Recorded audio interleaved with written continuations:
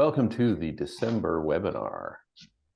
Indeed. Today, we are joined by Joe Palmer, Senior Vice President and National Practice Leader Transportation at Gallagher, and also President CarriersEdge Mark Murrell.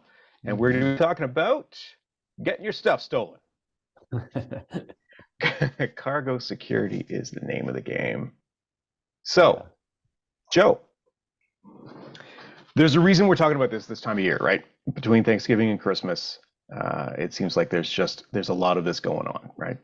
There's a lot of cargo theft. Can you, before we get into the whys and how not to get your stuff stolen, can you give us a sense of the cargo theft and the cargo security landscape around this time of year? Yeah, thanks, Rick. Thanks for having me. As you mentioned, it's timely, coming into the holidays and actually just coming through the U.S. Thanksgiving. I think some of the stats that I was looking at that came from CargoNet showed that this past Thanksgiving in the U.S. saw a 59% increase in cargo theft over the previous year.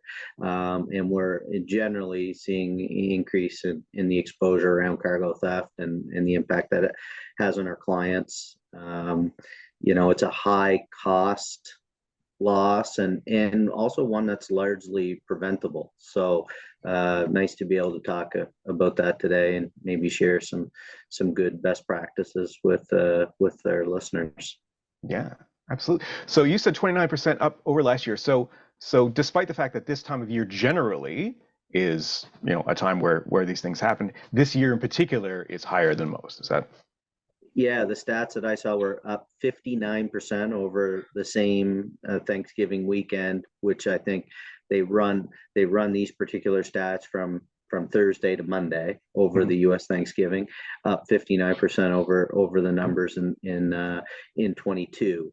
I think that basically came from 126 thefts. I think a total just shy of $7 million worth of product, and the top targeted commodities were food and beverage was number one, electronics two, and household goods was third.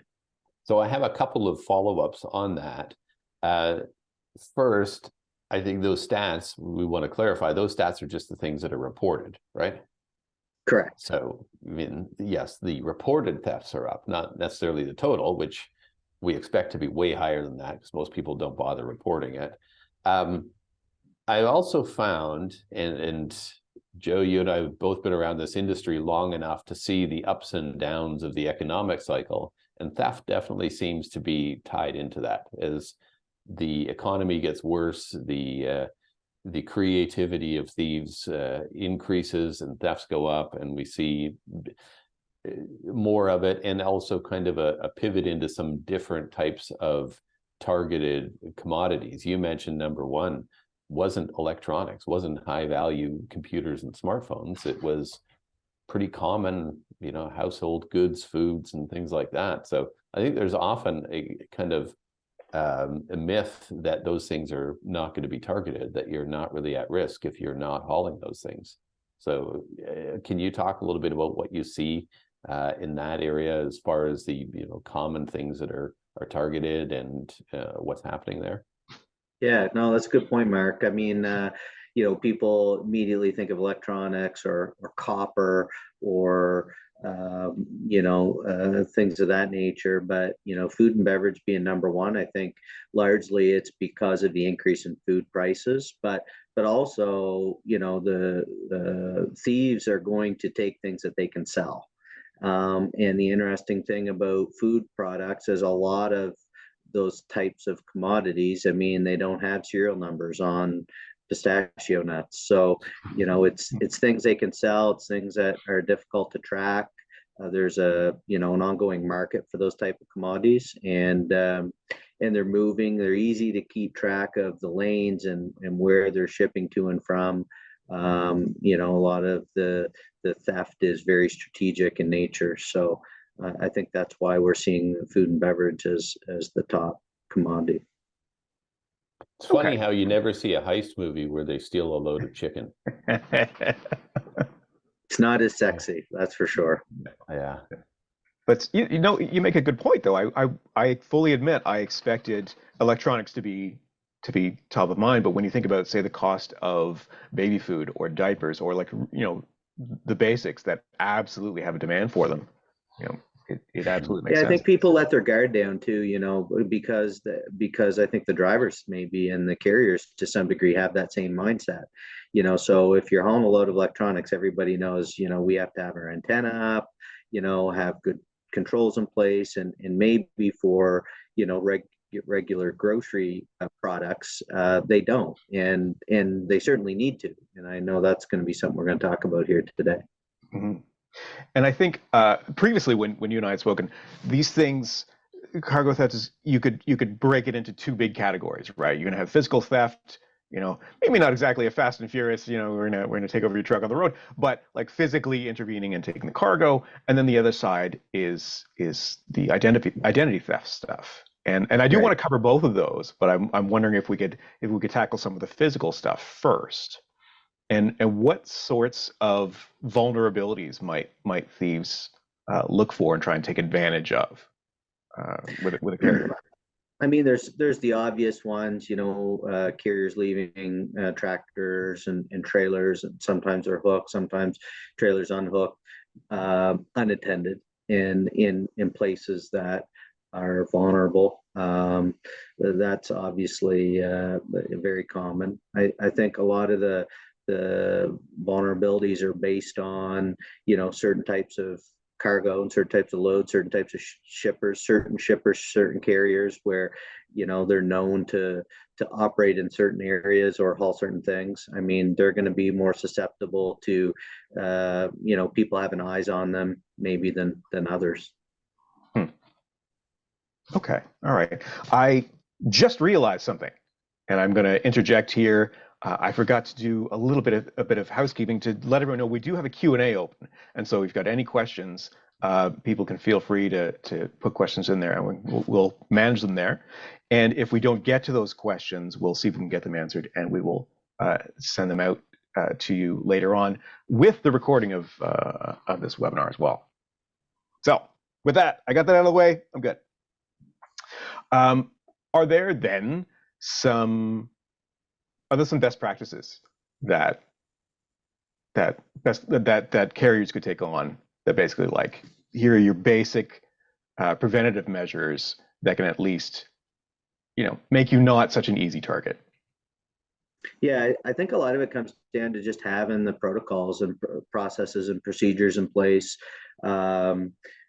Controlling the traffic that's maybe coming in and out of your own yard, the using physical locking devices, certain technology, geofencing and GPS tracking and things like that. A lot of it just comes down to the drivers and educating drivers, training your drivers, the doing proper route planning, having a lot of communication between the driver and dispatch and between the driver and the carrier.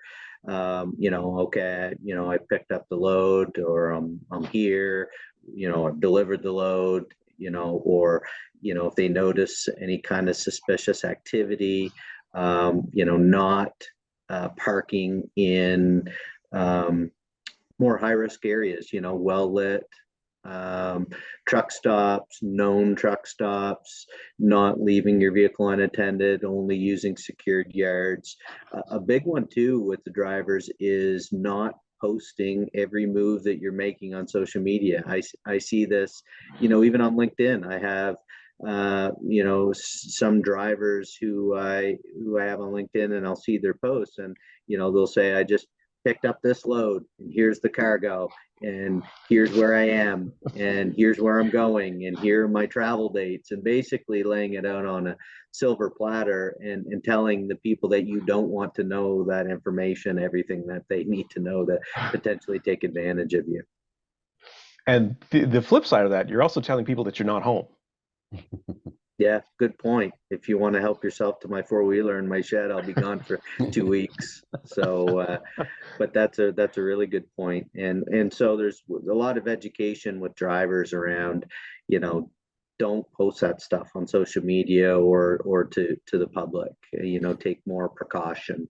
And a lot of it is just awareness. It's having that mindset to manage that exposure really close, and not everybody realizes how big a deal cargo theft is. I mean, it's a significant issue for carriers, and becoming increasingly more so.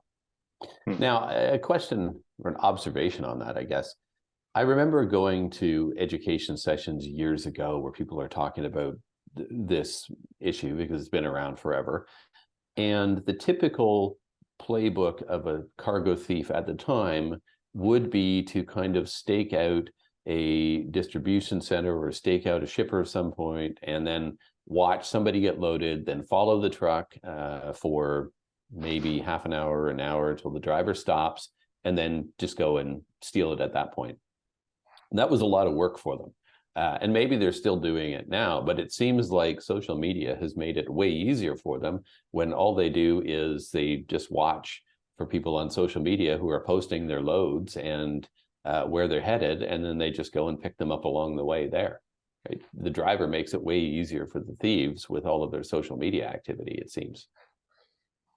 Yeah, definitely. I mean, it's like into that kind of PI work. If you want to know or have surveillance on somebody and figure out kind of what's going on, and maybe your intentions are bad, maybe your intentions to do that are to steal loads. And in some cases, we do that to get to know people better, or use it in the hiring process and so on. But when it comes to cargo theft, that is definitely a trend that we're seeing, and it is making it easier for thieves and people that have bad intentions.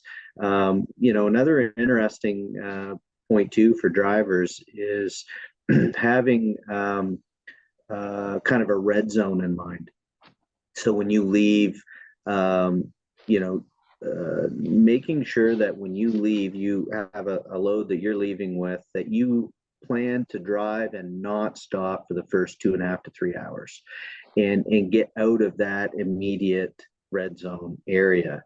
And that's something that we're sharing with our clients, because a lot of times when there's eyes on that load, that's when something is going to happen within that first 100 to 200 mile radius, or the first couple hours. Once they get beyond that, they are not totally safe, but maybe outside of that area where there's an opportunity for the thieves to step in. And so that's grown quite a bit, because it used to be don't stop for an hour, and now you're saying 2.5 to 3 hours that the thieves will tail you for. Yeah, that's, I guess what we're seeing is a suggestion is 2.5 to 3 hours. I think the networks have grown too. A lot of these thieves, when you talk about kind of the traditional method of them stealing a load and how social media has changed that, I think the other thing that's changed is the thieves are more strategic. There's strategic theft now versus just straight cargo theft, and where maybe the straight cargo theft is that opportunity in time, that one point in time where there's an opportunity and they've got eyes on you and they seize that opportunity. But strategic theft, it involves these thieves and groups and organizations that are very organized, and they have networks and they have markets, and they have people all over North America. So it isn't necessarily somebody just tailing the driver on the highway waiting for them to stop. They're communicating, this truck is calling this, and somebody farther up is ahead and ready to pick it up. I'm sure that the former still exists, and there's certainly theft in that area, but we see more of the organized variety, I guess. It's amazing how quickly they can get that load and get it to a warehouse and get it on the market. And a lot of times we'll see the equipment itself, the truck and the trailer. Sometimes it's a different truck that they used to steal a trailer. It's not always one attached unit, but most times the equipment is recovered, but the cargo is gone in a very short period of time. Interesting. Mark, I was just thinking that the other reason that range has increased is because thieves are getting better mileage. It's just, they got better cars now. Yeah. But so I think that when you're handling a claim, I imagine you're doing both claim and teaching people about preventative measures. Is there ever a time when you're talking to someone and it's so very clear that they didn't have any of these preventative measures in place? So like you go and you're like, well, of course you got robbed, right? Like, so what are the really, really basic ones that you've seen, like maybe really silly mistakes that people have made when something happens to them? Well, I guess as you mentioned, our role is in kind of education and creating awareness and talking about risk management, efforts and activities, and hopefully being able to share some tools and resources that we have to avoid those things. I mean, we've seen all kinds of different situations, Rick. Is this a couple of stories we were talking about earlier? Is this sure? Absolutely. Hey, man, we can do that. I mean, really, I guess on the physical theft side, it's I've seen situations where there was an inside job, so to speak. I think we've seen situations where there was a person kind of on the inside at the shipper who was obviously feeding information to people they shouldn't have been. We've seen situations where drivers have been involved, and that's a real tricky one because there are a lot of cargo policies that specifically exclude insurance for theft situations that where the employee was involved and there was employee dishonesty. So that's where you really have to trust your drivers and know the people that are working for you. We've seen situations where clients had pretty tight controls, but the thieves knew enough to steal a truck that had a certain name on the door because that truck was routinely coming in and out of a particular yard, and it was not unusual to see that truck and that name coming into the yard, and they hook onto a trailer that particular carrier would do daily and pull that trailer out. But obviously it wasn't that carrier, it was somebody that had stolen one of their trucks, but they knew enough to do that. So a lot of organization and intel to be able to take advantage. I mean, we've seen people just leaving their equipment unattended in the worst possible places. A lot of these port cities, the Eastern Seaboard, Illinois, there's a lot of hot spots. California is a big one in the US. In Canada, one of the hot spots, as we know, is GTA. We've seen drivers leave trucks unattended in Walmart parking lots overnight, which is just an absolute no-no. And one I can think of, he had a date, actually. He left his truck and trailer there, went out on a date, came back and the next day and it was gone. So it was obviously an expensive date. Yeah, imagine making that phone call. That's so if I look at the chain, so if I've got a receiver and I've got a shipper and and including the dock workers on either side, and then I've got a broker and I've got a carrier and I've got a driver. It's a lot of potential places there. Is there one set of stakeholders that you found tends to be the weakest link, or are they all sort of equally vulnerable? I mean, it's a good point. There's a lot of parties involved and a lot of, maybe areas that can be infiltrated or compromised. But ultimately, in my opinion, the weak link, in the situations that we've been involved with have always been the carrier and the driver. I mean, you can have other people in that supply chain be compromised or have holes in their processes and procedures. But you can override that if you're the carrier and the driver, if you have good procedures and good processes and good preventative measures in place, good education and good awareness. So, ultimately, 9 times out of 10, if there's a cargo theft, it's because the carrier or the driver has dropped the ball somewhere along the way. And that loss could have been prevented if they had stronger preventive measures. So in terms of, let's say, training your drivers, right? I feel like there are two places there. One, those things to look out for cargo security. But the other thing is, as a driver, it seems like the straightest line to my cargo is through me. And so now you've got a personal security issue, right? Yeah. Yeah. I mean, and I don't know, I'm not sure if this is where you're going with it, Rick, but I don't know that I've seen necessarily like physical confrontations where I'm sure that has happened. But usually it's, when the driver's not paying attention. Right. So they're not necessarily caught up in a physical confrontation or a situation like that. They just, were complacent in some way, or the carrier was.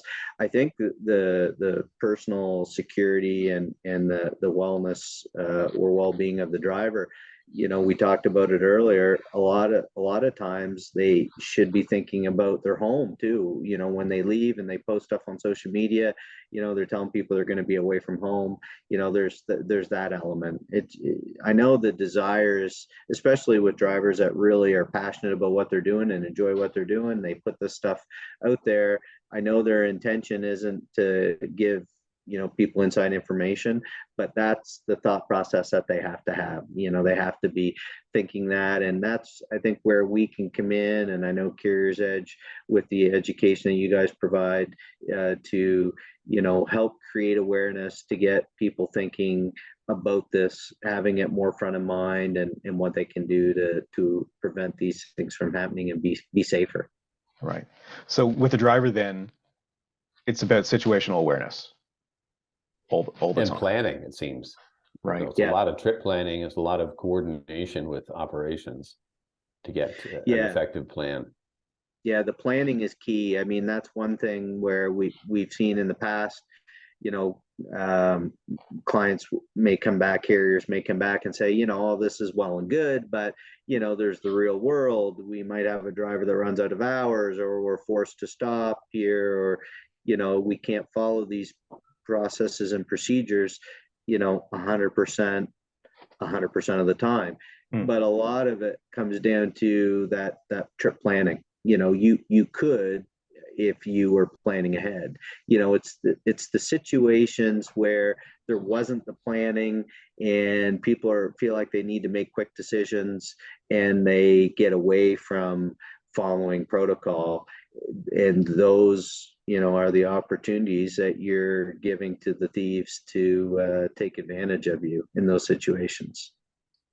So if the driver's experience, say with dispatch is pushing me, I gotta go, I gotta do all these things, I don't have time for all that. You're saying, well, then the problem is before that. The problem is with the carrier, is making sure that dispatch is supporting the driver's ability to do all of this safely. Yeah, I think it comes back to the training and the awareness piece too, because I think both sides need to be on the same page there. I think if anything, the carrier with their operations people and dispatch, if they have their antennas up, they should be promoting these security processes and procedures and preventive measures as much as the driver needs to take their own responsibility for following those. I think it's on both ends, and having good communication between the driver and back at the office with ops and dispatch is key. Right. Is there, I'm wondering now, in all the things that you've seen over the years, does anything come to mind as like the most creative or the sneakiest thing that you've ever seen thieves do? I would say I don't know if sneakiest is the best way to describe this, but it comes back to the identity theft piece, and it it's caught a few people off guard, I guess. Situations where we saw, a load needed to get brokered, the carrier couldn't cover that load, they needed to find somebody else to haul it. These deals always seem to happen late in the afternoon or on a Friday or whatever. And so they ended up contracting a company that they weren't as familiar with. And we've seen a lot of situations where that carrier that they brokered to, it turned out that their identity had been stolen. The person who said they were ABC Transportation were not. They had taken their authority information and credentials, held themselves out to be that company, got the load, and then of course the load doesn't get delivered, and come to find out, no, we didn't haul that load. And so the case of identity theft, and also preventable, but that was a kind of a tricky situation. And people were getting caught off guard, and it was easy for them to be caught off guard, because on the surface they ask for authority information, certificates of insurance, workers' comp coverage, and they check the boxes on the surface. They get these documents which obviously were stolen and misrepresented, but they didn't dive deep enough or look deep enough to really determine, okay, you are who you say you are. And that's an area that people need to be paying closer attention to, for sure. It's one that we've got involved with, Rick, in a number of different situations. So I've done everything I need to do on the physical side, right? I feel like, okay, I've got my people trained, I've got all my processes, fantastic. You're saying I can still get pinched, just not on that side, on this identity side. Yeah. I've dealt with a number of claims where loads were stolen and they were brokered to companies who weren't who they said they were. And ultimately the company on the surface was a legitimate corporation. They were a company that was in business. They had insurance in place and so on. But their identity had been stolen, and somebody had found copies of their certificates and their carrier profiles and things online. That's one reason why we tell our clients, don't put all that stuff on your website. They want to show shippers and people to the outside, hey, I've got insurance and here's all my credentials, and they put it right on the website. But it just makes it that much easier for somebody to take that stuff. And I'm not as much of an IT person, but I can assume that it's not that difficult to download a form off the internet, doctor it up and then start using it as though it's your own. Or certain things that kind of stand out, that did that certificate come from the insurance broker directly, or is it the person that you're talking to on the phone that's giving you that information? Did you call that carrier that you're going to contract through their mainline switchboard and ask for the individual, or did they give you a cell number and, hey, just call me directly on my cell? I mean, there's a lot of different ways that I think you can really see through that misrepresentation and really determine, are you actually dealing with the people that you believe you are, and really doing business with companies that you do business with on a regular basis and companies that well. That's the easiest way to avoid being taken advantage of. But we realize it's not always a perfect world, and you're going to have to expand your carrier network and broker freight to companies that maybe you don't know as well or do as much business with. So really vetting them and kind of diving in to peel back the onion a little bit more to make sure you're comfortable with who you're contracting with. That's key. That's something that I think has really spiked in the last couple of years, with the spot market going crazy, and then the appearance of all of these load boards that were more about getting volume through them rather than vetting the carriers, and the amount of cybercrime that's happened sort of post-COVID.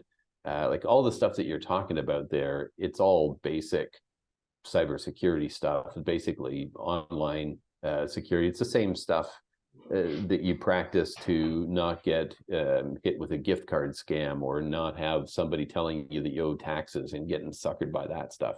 So there's a lot of things that people can be doing that really kind of common sense things to improve the chances of dealing with legitimate people only. So you mentioned one of them that you had mentioned last week that I thought was really good, is get the insurance certificates directly from the insurance broker, right? Don't just trust somebody. Call their main phone line. Look at the email address that they're using, and is it just bob55@gmail, or is it an actual real email address? Do they have social media presence? Like things like that. So there's a couple of questions that have come in that are sort of related to this. Okay.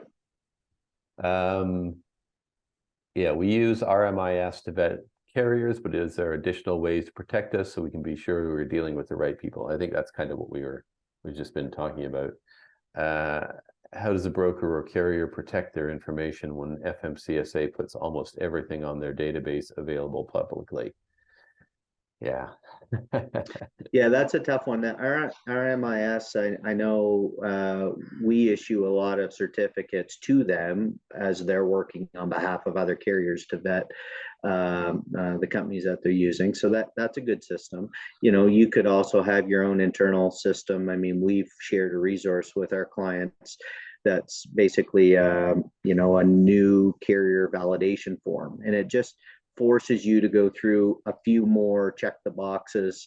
And you mentioned a few of them, Mark, already. I mentioned a few of them that tighten up, that process to make sure that you know who you're dealing with. But yeah, on the SMS piece, I know there's more stuff online. That's obviously why we see, the cybersecurity being the issue that it is. So not sure that we're going to change the FMCSA way of doing things, but try to control the things you can control, what you put on your own website, the processes that you have internally. You also mentioned right something direction. in your validation list. You mentioned using Google Maps to confirm location, right? Use the tools that are available. So you're calling the phone line, you're looking at maps to see, is it a trucking company, or is it a terminal or a yard? What does it actually look like? Is it a PO box in the middle of a UPS store, or is it an actual is it something that looks like it could reliably be a trucking company? And I would go to the next step and go to Google Street View and see what it looks like. When somebody drove by there with the Street View car taking pictures, did it look like there's a trucking company there? Is there a sign up for this company? Yeah, no, those are, they're common sense, but the reality is those are the things that will help protect yourself from being taken advantage of. The situations that I've seen clients get into, if they would have done those things that you just said, then the loss would not have occurred. And the other thing that gets me too is usually it's on a load. It's a load that maybe was paying $3,000 or $4,000. So the person brokering the load, the carrier brokering the load, is going to make $300 or $400. Just don't take those risks for a $300 load. Be more cautious about who you're dealing with. And there's more new companies starting up all the time, and take those measures that we're talking about to protect yourself. They're easy, but it does require that diligence to check the boxes and not get complacent, not take shortcuts, or in a rush situation, I got to move this load, I'm just going to work with this company. For a $300 piece of the freight rate, to risk a $300,000 load or something that's worth maybe more than that risk reward equation just doesn't work. So you just need to be more more cautious. So when you say check the box, now when other people say check the box, I mean like do it just to say you did it. But what you mean, because you shared something with me last week, was an actual checklist. It looked like a pre-trip list, right? Yeah. For checking a new broker. And so what you mean is go step by step and verify. And We worked with, actually it was a client of mine that helped put that together, because they had run into this very issue. So they said, okay, well, what are the things that I would need to do to make sure that this never happens to me again? And that was really where this checklist came from. But yeah, it's more than just check the box to say you checked it. It's forcing yourself to go through those qualifiers. And if you do those things, you can have a high degree of confidence in knowing that the people that you're working with are who they say they are, and they're legit. Obviously, the best practice is to work with companies that that the carrier next door to you, that you do business with, and them. Obviously, there's a high degree of comfort there. But in transportation, I mean, ultimately, you're going to be working with people. You've got loads being moved all over North America. There's going to be a time where you're going to have to work with somebody in another area, another region, another country that you're not as familiar with. So just make sure that you're covering the bases. Now, there's a comment here about basically checking references, which is a fabulous idea. But it also is one of those things that is tougher to do if it is that quick, kind of desperate thing at 4 o'clock on a Friday afternoon. You're trying to find somebody to place the load with. But that goes back to what we were talking about earlier on the planning side, that the time to find these supporting carriers is not on the Friday at 4 o'clock. It's when things are quiet and you've got some time. Do that homework and get everything set up, get a list of them so that you can know who's available and only use that approved list. There's a little bit of discipline and management diligence in there as well to make sure that you've got a list that's ready to go when people need it. Yeah. Are these? We hear about these things more. We hear about identity theft more. Are they getting more sophisticated, or are there more players? Or maybe it's both. I don't know. That's a good question, Rick. I would say it's both. I'm not an IT expert. I know within Gallagher we have cyber specialists, and a number of them I work with and refer business to, and they're always sharing information about just cyber news and new trends and so on. I know transportation is definitely in the top 10 sectors that are most susceptible to cyber attacks. So I would say there's more sophistication. I mean, transportation is very technologically advanced. A lot of people kind of put them in that blue collar group, but the reality is these trucking companies are very sophisticated. They have a lot of technology. They're very reliant on their information technology systems, and very advanced. So I would say there's more sophistication. That's going to lead to transportation being kind of on the hit list for these kind of cybersecurity issues. But I would also say there's more players. I mean, the criminal activity and the cargo theft. I mean, there's more organization, to this than there's ever been from the stats and the data that we're seeing. So I think you're right, Rick. I think it's on both sides. Yeah. Now, I got a follow-up question that kind of takes it in a bit of a different direction. So we're talking about the things that fleets should do to make sure that they don't broker a load to somebody who is fraudulent and is just going to steal it. But on the other side of that, we have the smaller carrier who would like to take those loads and deliver them just to gain more business. But they need to look like they're legitimate. And they need to do all of the things so that when somebody who is following your checklist starts to vet them, they come through that looking good. So are there things that they can be doing from that perspective to make themselves look more trustworthy, more reliable, and at the same time kind of build their business that way? I mean, it seems to me that it's kind of the flip side of everything that we're just talking about. Have an actual terminal, have a real website, have a real domain registered for your company and have email addresses there, have an actual switchboard, have some references that are ready to talk. Are there other things that they could be doing? I guess have a real social media presence. all of the things that make you look like a legitimate, viable business are going to help in that regard, right? Yeah, I totally agree. I think you've hit on most of them, Mark. All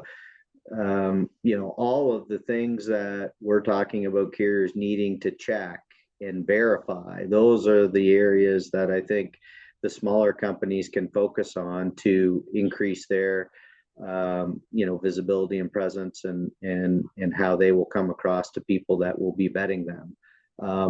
I do think too there's an opportunity for some of those smaller companies to carve out a niche for themselves, and so one of the things they can do is, and they obviously need an opportunity to haul some loads and do business with people to get here, but it's to give a good service, to deliver the load on time without issues, to have good communication with the people that have contracted them, and keeping them updated on where the freight is. And people want that. There's still, I know it's been very commoditized, but the frustrations that I hear from my clients is, even if they broker to a company that's legit, there's still they may be legit, but they're not offering a good service. Right.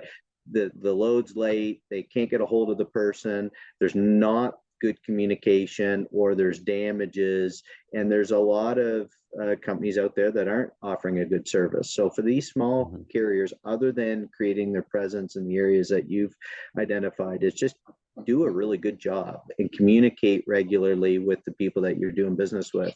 That's, I think, a very effective way to make a good name for yourself. Well, there's also something else that I'm just thinking of. I'm sort of going through in my head, if I was a criminal and I was looking to steal somebody's identity to basically steal some brokered loads, the first thing that I would look at is somebody who hasn't really built a presence for themselves online, who doesn't look like a legitimate business. That would be way easier to rip off than somebody else who's got an established presence, got a real website, has got social media, who is involved in industry associations, who is getting to have a face with the name. You're never going to be able to steal that company's identity. So I think, if I was trying to build the business to prevent that, those are the things that I would look at. But it also gets me thinking about the importance of industry involvement. And there's a bit of a plug for local associations and things. And I know you've been an active member of a variety of associations for years, but there's huge value in that as well. If you're looking to find other carriers that you can broker freight to, who's in the local associations, who's in the safety associations and things like that, that are part of the community already. There's lots of ways that you can find fleets that are going to be, or small carriers that are going to be good to broker loads to.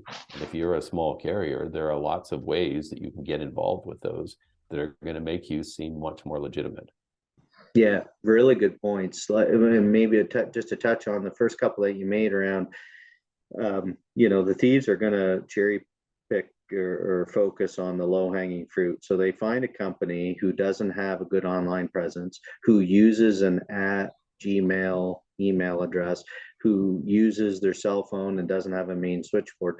Then it's really easy for them, if they can get their hands on their credentials, to make them out to be that person, because that's how that company does business. So, and to your point, I know a lot of the smaller companies and bigger companies too, that's, number of our clients are on the memberships and boards of the local trucking associations, but I also hear people say, you know what, I don't see the value there, and what's in it for me? It's bigger companies, they're lobbying on bigger issues. I'm just trying to get by day to day. I don't see the benefit, even though I think we all know there is benefit going to the events and the educational piece and the networking piece. But the point that you made around, if you're part of that membership, it almost immediately adds credibility to what you're doing.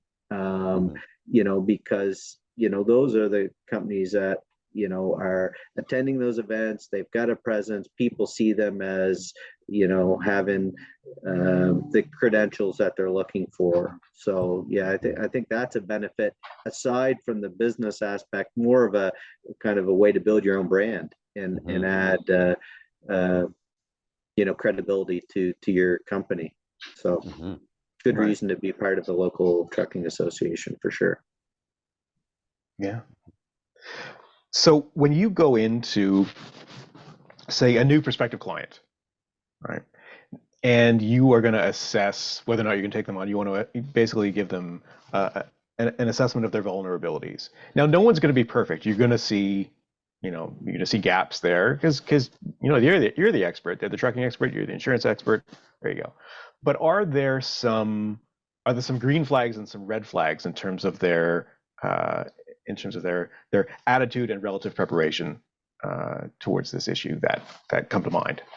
And also, kind of building on that, are there things that you note that are going to increase or decrease their premiums outside of loss history? Yeah, so I guess to touch on Rick's questions first, we're certainly, we don't know what we don't know. So there are going to be elements of their processes and procedures and safety plans that, it's tough to identify those kind of flags, when you first start a relationship with a prospective client. But the things that we see that stand out right out of the gate, even before we get to know them and can identify some of those red flags as we're working together going forward, the things that stand out right out of the gate are, their loss experience. So that's one very quick way to see, okay, they've had a rash of cargo losses. What is going on? Oh, this vehicle was stolen, or this load was stolen, or what have you.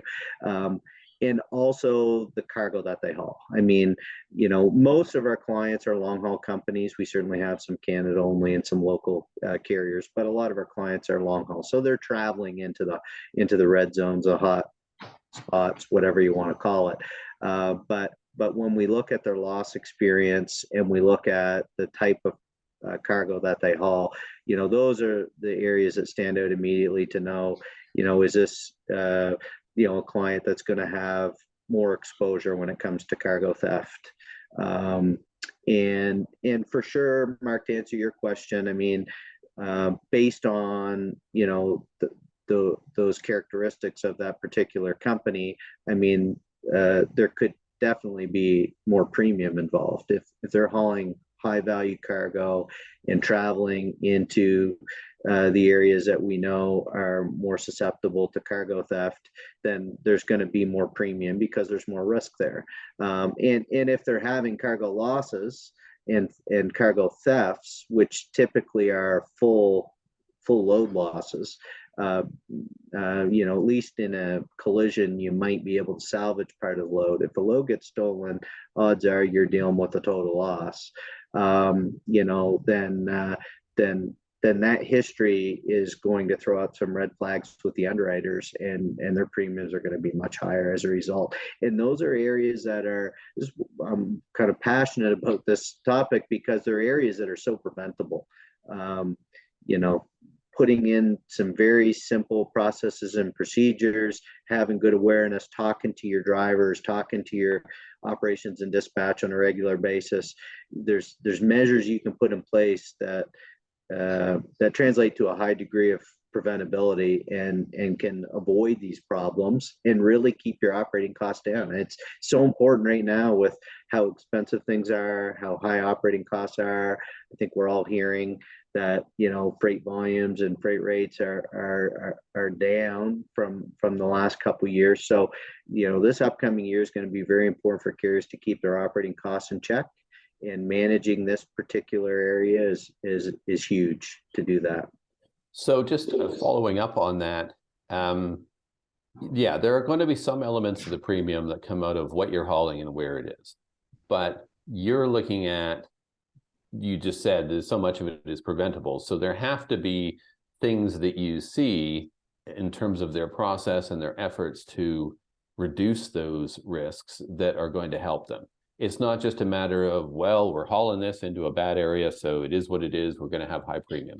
It is something that is controllable. So are there particular things that you see when you're starting to do this assessment that make you think, oh, okay, they're making an effort to reduce it, or oh my God, they're just asking for trouble? There's going to be certain things in there, I imagine, that give you a response one way or another? Are there particular ones that you could articulate for the audience that they should be thinking about? Well, I mean, a lot of it is technology and systems based. What kind of technology do they have? Tracking, geofencing, security. What are their processes and procedures? If they have a brokerage division, how formally are they managing that, or is it just kind of loosey goosey where they're brokering freight randomly, and they have no checklist and no one person that's accountable to following certain processes. A lot of the insurers are very diligent now. If they're going to quote insurance for a carrier, they're going to send in their risk services specialist. A lot of the meetings now, of course, are virtual, but a lot still in person, and they're going to go through all these policies and procedures and risk management activities. And one of the areas that they're focusing on are, lane assessments, managing cargo. That's, a whole section of these assessments is around how they manage their cargo, their values, their contracts with shippers, the lanes and security measures that they're taking. The insurance companies are asking these very questions because obviously they're the ones that are paying out these losses.